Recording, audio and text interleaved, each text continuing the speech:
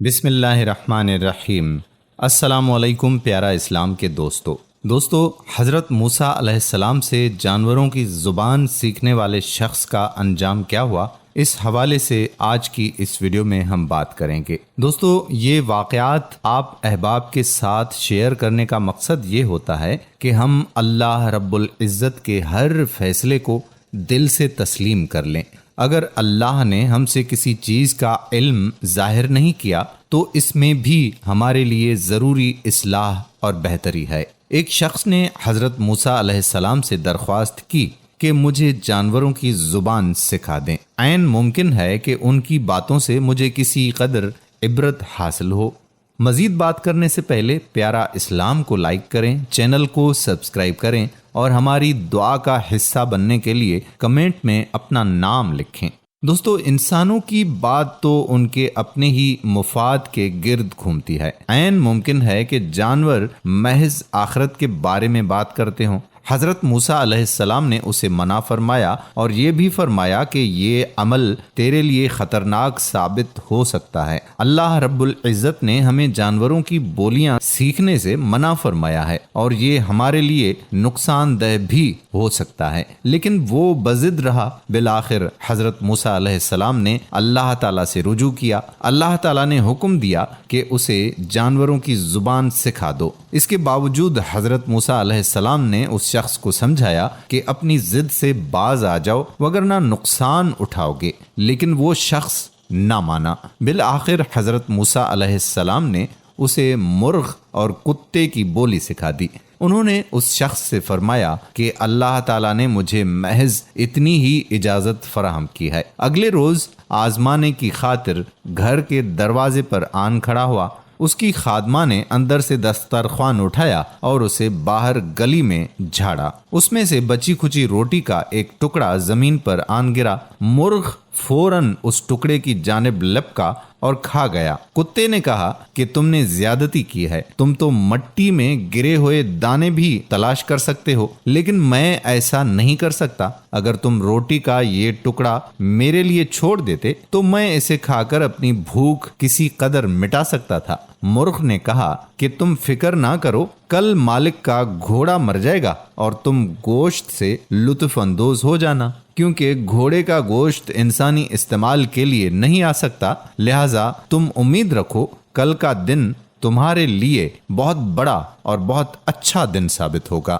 اس شخص نے مرغ کی بات سن کر فوراً گھوڑا بیچ دیا اور مرغ کو کتے کے سامنے شرمندہ ہونا پڑا۔ اگلے روز مرغ نے پھر روٹی کا ٹکڑا ہضم کر لیا اور کتے نے پھر شکوہ کیا اور دونوں کے درمیان ایک مرتبہ پھر گفتگو کا آغاز ہوا۔ مرغ نے کہا کہ مالک نے گھوڑا فروخت کر دیا تھا اور وہ نئے مالک کے پاس جا کر موت سے ہمکنار ہو گیا، لیکن تم فکر نہ کرو، کل اس کا خچر مر جائے گا اور تم پیٹ بھر کر گوشت کھانا، اور امید ہے کہ اس بار تم پیٹ بھر کر کھانا کھا سکو گے اور گوشت کھانے کی حسرت بھی پوری ہو جائے گی۔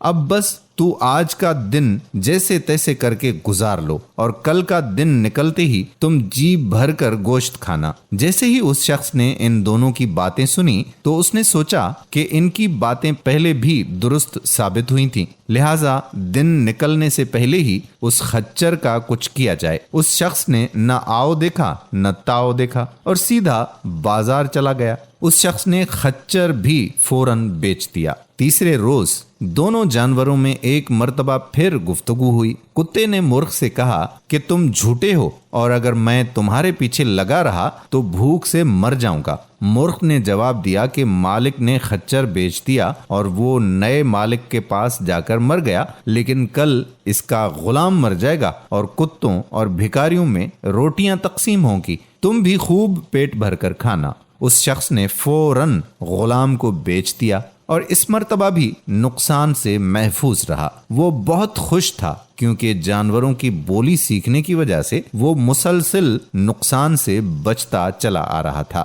اگلے روز کتے نے پھر مرغ سے شکوہ کیا کہ جھوٹوں کے سردار، تم کب تک میرے ساتھ جھوٹ بولتے رہو گے؟ مرغ نے کہا کہ میں اور میری قوم جھوٹ نہیں بولتی۔ مرغ نے مزید کہا کہ اے کتے، تم فکر نہ کرو، کل مالک بذات خود مر جائے گا، اس کے لواحقین گائے ذبح کریں گے اور تم خوب مرغن غذا کھانا، اور اس بار مالک کچھ بیچ یا کسی دوسری جگہ بھی نہیں جا سکے گا، لہذا تم پر امید رہو، اب کی بار تم جی بھر کر کھانا کھانا، اور مجھے امید ہے کہ اس بار تم بالکل مایوس نہیں ہوگے۔ اس شخص نے جب مرغ کے سامنے سے اپنی موت کی خبر سنی تو فوراً حضرت موسیٰ علیہ السلام کے پاس پہنچا۔